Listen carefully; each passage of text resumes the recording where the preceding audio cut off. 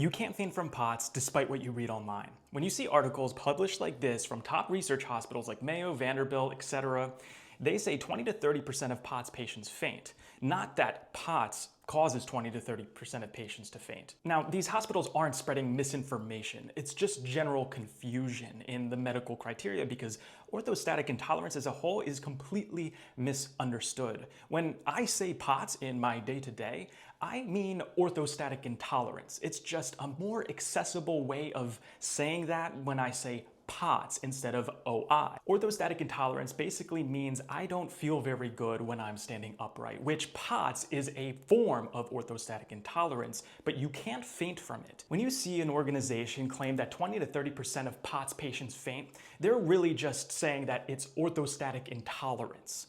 Or worse, they're citing old studies that use very lax orthostatic intolerance criteria, as in, I stand up, my heart rate goes high, and I don't feel very good as a criteria for POTS, and that is false. A person with POTS can faint from another factor like vasovagal syncope or arrhythmia, etc.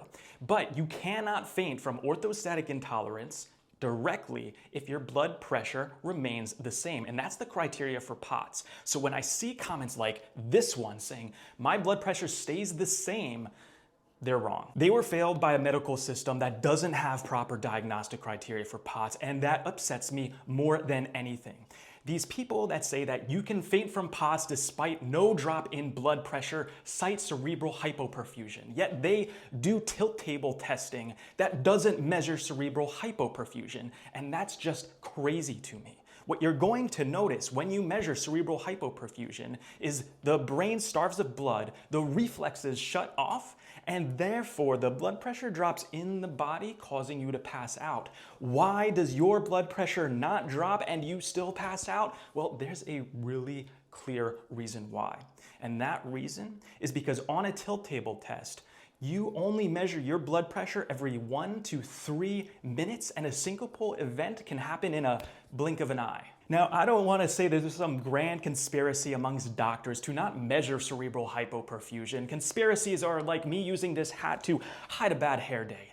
There's something else going on. If you're fainting from POTS and want to understand why you're fainting from POTS, you deserve better testing.